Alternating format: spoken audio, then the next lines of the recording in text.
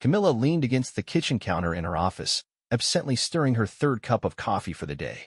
Through the large windows, the city skyline was bathed in golden hues as the sun began its slow descent. Around her, the hum of her coworkers' chatter filled the space, their conversations revolving around post-work plans. A playful nudge from Lisa pulled her attention away. "Come on, Camilla, just one drink." "It's Thursday," Lisa coaxed, her teasing tone matched by the gleam in her eyes. For a moment, Camilla hesitated. She and Aaron had talked about this many times, in fact. Late-night outings, impromptu bar visits, and long evenings spent among strangers were things she had promised to leave behind. She had assured him, more than once, that her partying days were over. But that promise had been made weeks ago, and now, a familiar itch stirred within her, a craving for the electric energy of a lively crowd and the rhythmic pulse of the music. Aaron never truly understood. To him, bars were just places for drinking and reckless fun. But for Camilla, they were so much more. They represented freedom, a contrast to the predictability of her routine, the expectations of being a wife. She thrived on social energy, on connection, on the ability to turn a fleeting glance into something more meaningful. In that environment, she felt untethered, vibrant, like a version of herself that everyday life had dulled. A slow, knowing smile spread across her lips. "All right," she said, placing her mug down. "Just one drink." Lisa cheered, quickly grabbing her bag as they joined the others heading for the door. Camilla checked her phone. By now, Aaron would be home, likely preparing dinner or unwinding after work. Lately, he had seemed distant, withdrawn in a way that made her feel suffocated. She knew what breaking her promise meant, but tonight wasn't about promises. Tonight was about her. By the time they arrived at the bar, the last traces of sunlight had disappeared behind the skyline. The music thumped against the walls, and the familiar mix of laughter and clinking glasses filled the air. The atmosphere enveloped Camilla instantly, soothing the restless part of her. As always, she slipped into her element with ease. Moving effortlessly from one group to another, she laughed, chatted, and flashed the kind of smile that drew people in. Lisa leaned over at one point, giggling. "Camilla, every guy in here is looking at you. How do you do it?" Camilla simply shrugged, her eyes twinkling with amusement. "It's a gift." What she didn't say was how much she enjoyed it, the attention, the way eyes lingered on her, the quiet thrill of being noticed. She never intended to act on it, not usually. A voice in the back of her mind whispered a reminder of her boundaries, but she brushed it aside. As the night stretched on, she caught herself exchanging flirtatious smiles with a man leaning against the bar. He was tall, self-assured, and carried an air of excitement that stirred something in her, a reminder of the thrill she used to chase before her life became so structured. For a fleeting second, Aaron's face flashed in her mind, his concerned eyes, his steady voice urging her to change. But tonight, Aaron wasn't here. Tonight, the pull of her own desires was louder. Time slipped away, melting like ice in her whiskey. Camilla, surrounded by laughter and conversation, felt lighter, less burdened by the responsibilities waiting at home. The promise she had made to Aaron seemed distant, insignificant in the grand scheme of the night. One man in particular, Greg, or maybe Jeff, she wasn't quite sure, stood out among the crowd. He had a confident charm, an easy smile, and enough wit to keep her engaged. He bought her a drink, standing close enough that their arms brushed with every shared laugh. She didn't move away. Why should she? It was harmless fun. When he pulled out his phone, asking for her number, she hesitated for only a second before entering it. He grinned, promising to call her sometime. She didn't correct him. A glance at the clock made her realize it was past midnight. The thought of Aaron waiting at home crossed her mind, but instead of guilt, she felt irritation. She could already hear the lecture in his voice, the same tired list of reasons why her nights out were reckless, why she needed to be more responsible. He liked to think of himself as mature, but in her eyes, he was just predictable, someone who mistook routine for stability. Pushing the thought aside, she finished the last of her drink. She still had time to enjoy herself, didn't she? The work she had planned for tomorrow could wait a little longer. After all, Fridays were her remote days, just a few reports, some calls. Nothing urgent. It wasn't until nearly 3 in the morning that Camilla finally acknowledged she had reached her limit. A pleasant buzz lingered in her head, and while her steps remained steady, she recognized the fine line between tipsy and losing control. Opting to stop before crossing it, she turned down another drink and began gathering her belongings. "You sure you're calling it a night?" Jeff leaned in slightly, his voice laced with a playful challenge. "We don't have to end things here. I know a great little spot, Just the two of us. Camilla responded with a practiced, charming smile. That's tempting, but I think I'll pass. Maybe another time. She wasn't sure if another time would ever come, but she had mastered the art of turning men down with just the right balance of warmth and finality. Greg nodded and stepped aside, allowing her to slip on her coat and step outside to hail a taxi. The ride home was peaceful, the city streets almost empty, leaving her alone with her thoughts. As the hum of traffic faded, her mind turned to the inevitable confrontation with Aaron. The thought of it didn't fill her with dread. In fact, the alcohol gave her a rare boldness when it came to him. What's he going to say this time? She mused, a wry smile tugging at her lips. Another lecture about respect? About our so-called agreement? Please. In her mind, she rehearsed her responses. You're not in charge of me, Aaron. I'm an adult. I work hard. I have every right to enjoy myself. The idea of putting him in his place almost made her laugh. Every mile that brought her closer to home seemed to fuel her confidence. Let him try to argue. I'll shut him down so fast he won't know what hit him. When the taxi pulled onto her quiet suburban street, relief washed over her. The house was dark, an encouraging sign that she wouldn't have to deal with Aaron's disapproving stares right away. Fishing her keys from her purse, she unlocked the door and stepped inside, her heels clicking against the cool tile floor. The silence greeted her, and that's when she realized the house wasn't just dark. It was empty. Aaron wasn't home. For a brief moment, she hesitated, her alcohol-fogged mind registering the unexpected absence. Then, a slow grin spread across her face. Bingo, she murmured, her voice echoing through the vacant living room, tinged with playful triumph. Kicking off her shoes, she collapsed onto the couch, stretching out with the satisfaction of someone finally free of expectations. No lectures. No disappointed looks. No guilt over broken promises she never truly intended to keep. Just her, the quiet, and the sweet taste of independence. Yet, a small flicker of curiosity crept in. Aaron's absence was unusual. While she welcomed the solitude, a part of her wondered where he could be. Probably sulking at a friend's place, she muttered with a smirk. Still, the thought lingered. Pushing herself up, she wandered through the house. The bedroom, empty. His office, empty. The bathroom, empty. Even the garage was missing his car. That was odd. Aaron rarely left without at least sending a text, even when they fought. A faint unease surfaced, but she brushed it off. Then, as she stepped into the kitchen, something on the table caught her attention. Under the dim glow of the nightlight, 3 objects stood out. A stack of papers, a folded letter, and an engagement ring. Her heart stuttered for just a second before she scoffed and shook her head. Oh, this is rich, she muttered, walking over. Picking up the papers, she squinted at them under the low light, flipping through the pages before letting out a sharp, amused laugh. Aaron, you really outdid yourself this time, she said aloud, her tone dripping with sarcasm. Blackmail? Drama? Is this how you think you'll change me? She slapped the papers back onto the table and eyed the ring, as if that still held any meaning now. Then, her gaze fell on the letter. Curiosity piqued, she unfolded it with an exaggerated flourish, leaning against the counter as she read. The words hit harder than she had anticipated. Camilla, I've spent countless nights trying to mend what's broken between us, but I've come to realize I can't do it alone. Your actions have become unbearable, and you're not keeping the promises you made. I loved you, Camilla. I still do. But love requires respect, trust, and effort, things you've stopped giving me. You brush off my feelings as if they don't matter. You say one thing but do another, and it's breaking me. I know how you've been spending your nights. The bars. The flirting. The way you welcome attention from other men in spaces that were supposed to be ours. It's the most painful truth of our marriage. I can't keep living like this.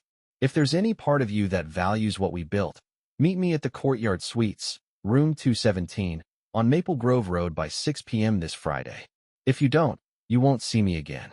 I want to resolve this peacefully. But understand, I am prepared to take serious action if you continue down this path. The divorce papers are on the table. Review them. I hope you realize how serious this is. The rest is up to you. Camilla clenched the letter in her fist, the crinkled paper pressing into her palm as a sharp pang shot through her chest. It lasted only a moment before the alcohol-fueled confidence surged back. With a scoff, she tossed the letter to the floor, her voice rising in the empty house. Go to hell, Aaron, she shouted, the words echoing off the walls. What do you know? You don't know anything, Jon Snow. Huh. Her laugh was loud and unsteady, an attempt to drown out the small voice nagging at the back of her mind. Her gaze drifted back to the divorce papers, and a flicker of defiance ignited in her chest.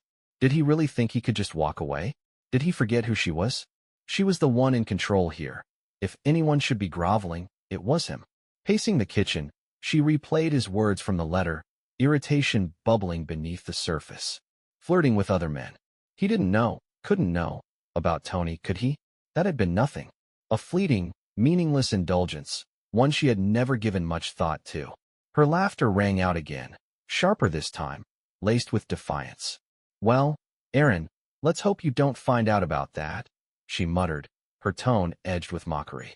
But his ultimatum lingered, pricking at her confidence. What if he wasn't bluffing this time? What if he truly intended to leave? Shaking off the thought, she poured herself a glass of water and downed a couple of hangover pills. The room swayed slightly as she made her way to the bedroom, her body heavy with exhaustion. He'll come crawling back, she told herself as she climbed into bed, her words resolute. This is just another one of his games. He's trying to manipulate me. He'll apologize, beg me to take him back. Her head hit the pillow, the room spinning lazily as fatigue pulled her under. I don't care, Aaron, she whispered into the stillness. You're the one who needs to change. But even as sleep claimed her, the crumpled letter lay discarded on the kitchen floor, a quiet reminder of the choices that were about to reshape everything. Camilla woke with a groggy head, blinking at the harsh morning light filtering through the blinds. It was nearly 10 in the morning. The events of the previous night felt distant, a hazy blur softened by sleep. But as her gaze landed on the crumpled letter and divorce papers still sitting on the kitchen table, reality snapped back into focus. She sighed, rubbing her temple as she powered up her laptop, determined to push Aaron's words out of her mind. These papers meant nothing. Blackmail, she scoffed under her breath, dismissing the thought with a shake of her head. That's all this was. Aaron wanted to feel powerful. He wanted her to beg, to plead with him to stay. But that wasn't going to happen. A smirk curled at the corner of her lips as she imagined him holed up in some sad little motel room, waiting by his phone, hoping she would call. Not a chance. Let him wait. Let him pace the room, wondering why she hadn't reached out. She opened a document on her laptop, attempting to focus on work, but by the time the clock hit 5 in the afternoon, her productivity had vanished entirely. She grabbed her phone and quickly typed out a message to Lisa and a few other girlfriends. Nightclub, drinks on me, need to blow off steam. She hit send with a satisfied nod. Within minutes, replies flooded in. You're on. Where to? You okay, babe?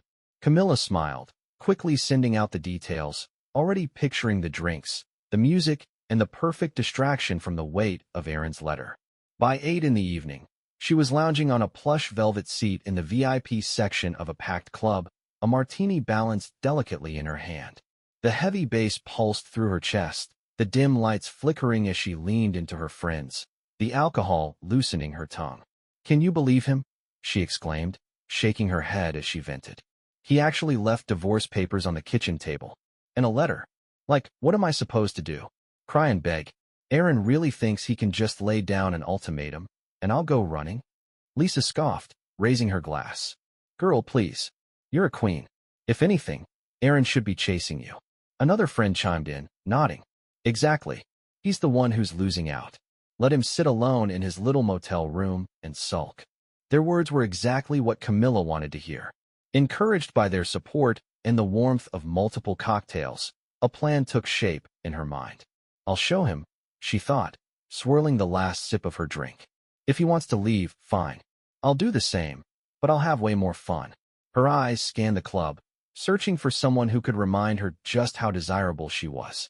Someone to make Aaron regret ever doubting her. But as the night wore on, something felt off. Usually, she thrived in these environments, drawing in attention effortlessly. Yet tonight, the men she smiled at barely acknowledged her. Their eyes drifted elsewhere, conversations fizzled, and no one lingered for long. By 11, frustration gnawed at her. The drinks weren't helping anymore, and the club, which had once felt exhilarating, now felt suffocating. With an irritated sigh, she called it a night and ordered a ride home. Stepping inside her house, the quiet felt deafening. She kicked off her heels and made her way to the living room, only to stop in her tracks. The emptiness hit differently tonight. There was no Aaron to frown at her arrival, no disapproving glance, no familiar offer of a glass of water to help with the inevitable hangover. She collapsed onto the couch, her fingers instinctively reaching for her phone. Maybe I should call him, she thought, an unfamiliar unease creeping in. She dialed his number, listening as it rang endlessly before diverting to voicemail. Frustration flared within her as she muttered under her breath, tossing the phone onto the coffee table. Forget you, Aaron. I don't need your help. I can handle everything on my own. But despite her defiance, the silence that filled the room felt heavier than ever. As she crawled into bed, the lingering effects of alcohol beginning to wear off, a peculiar sense of loneliness settled in. The next morning, the shrill ringing of her phone jolted her awake. Still groggy, she grabbed it and answered with a scratchy voice. Hello, Mrs. Camilla Tronder. The voice on the other end was crisp, professional. Yes, speaking, she replied, sitting up and rubbing her eyes. This is Mark Reynolds, Aaron Tronder's divorce attorney. I'm calling to confirm that you've had the opportunity to review the documents delivered to your residence. Blinking in confusion, she felt the last remnants of sleep disappear. Wait, what? You're his lawyer? Why are you calling me? As per Mr. Tronder's instructions, all communication regarding the divorce will go through me from now on. If you have any questions or counteroffers, you are welcome to contact my office. I trust you understand the seriousness of the situation. Before she could even form a coherent response, the line went dead. She stared at her phone, her chest tightening. He's serious. The rest of the day unraveled in a downward spiral.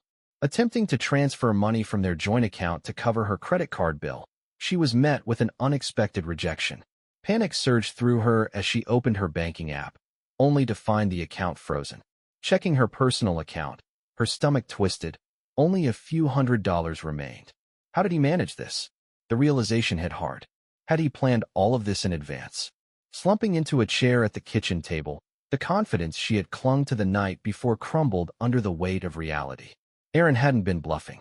He had waited, carefully setting everything in motion. And now, he was gone, having taken control in a way she never thought possible. A chilling thought crept into her mind for the first time. Have I underestimated him? The divorce proceedings erupted like a storm she never saw coming. Any remnants of assurance she once had were shattered by the realization that Aaron had not acted impulsively. He had planned everything with meticulous precision. The first court session revealed just how much groundwork he had laid, and it quickly became clear that she was in for a battle. Aaron's attorney, Mark Reynolds, was sharp, methodical, and relentless. As she sat stiffly beside her own lawyer, she listened as Reynolds methodically dismantled her position. Your Honor, Reynolds began, his tone calm and deliberate.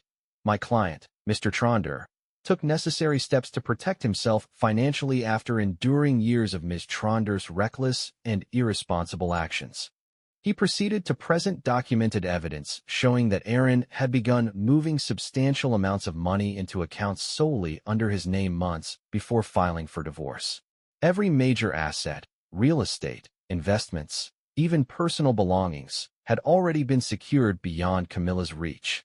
Her attorney protested, arguing that these actions were preemptive and unjust, but Reynolds countered every objection with meticulously prepared paperwork.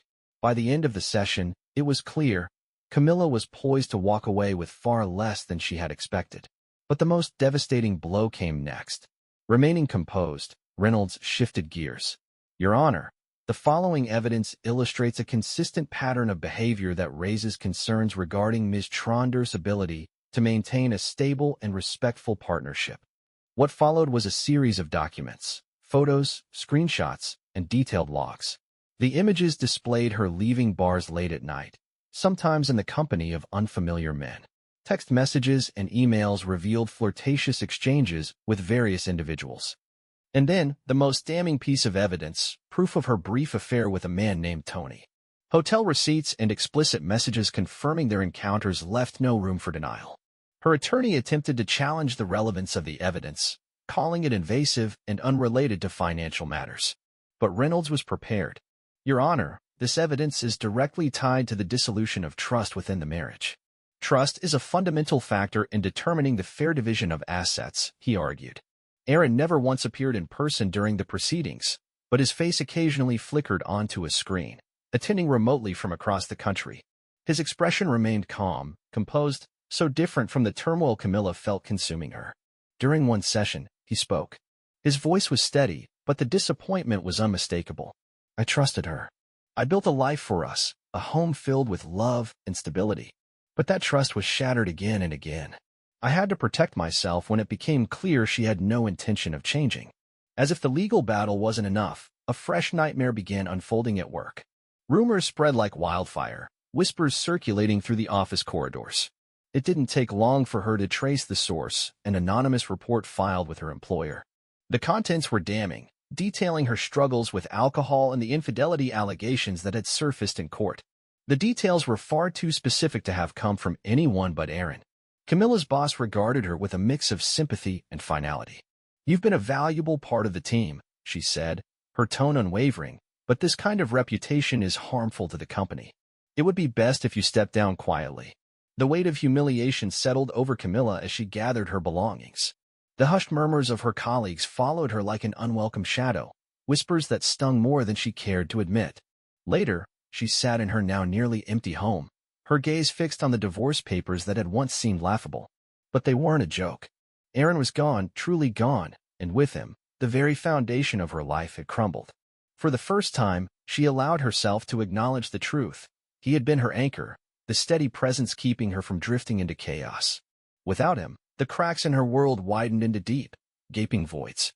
The loss weighed on her, her husband, her financial security, her career, and even her self-respect. She felt stripped bare, vulnerable in a way she had never known. But the most painful part? Aaron hadn't just left her. He had methodically rebuilt his life elsewhere, far away, while dismantling everything they had once shared. Now, all that remained were the broken pieces, and she was left to gather them alone.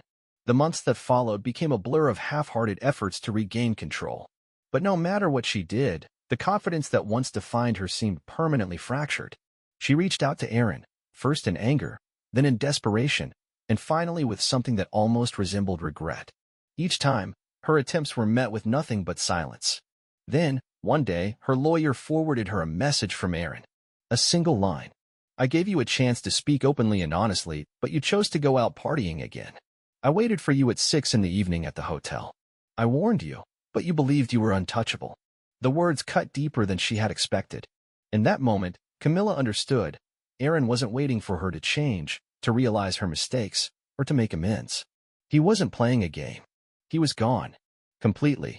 Determined to start fresh, she threw herself into dating, but the results were disappointing. The first man she met seemed promising, until she discovered he was already in a relationship. It's complicated, he had said, as if that excused his deceit. The next one was even worse. He turned out to be married, using her as a distraction from his failing home life. What once thrilled her now felt empty. Every new connection seemed tainted by deception, every spark dulled by a lingering sense of betrayal. The woman who had once commanded attention wherever she went now moved through the world in muted tones. Nights out, once filled with excitement and laughter, had lost their charm. Bars that had once felt like playgrounds now seemed hollow, the drinks doing nothing but numbing the sharp edges of her disappointment. One evening, as she sat alone in the dim glow of her living room, she absent-mindedly scrolled through her phone, pausing on old photos. Pictures of her and Aaron stared back at her, his steady, grounding presence standing in contrast to her dazzling, untamed energy. For the first time, she saw what she had taken for granted: his patience, his quiet devotion, the unwavering reliability she had once dismissed as predictable. A lump formed in her throat, and this time, she didn't fight the tears. She let them come, understanding now that the life she had lost had not been stolen from her. She had built it, brick by brick, only to tear it down with her own hands. She still told herself she was a queen, but now, the throne was cold, the crown weighed heavy, and the kingdom she had once ruled was nothing more than a barren wasteland. If you enjoyed this story, please subscribe to the channel. Wishing you a wonderful day and the best of luck.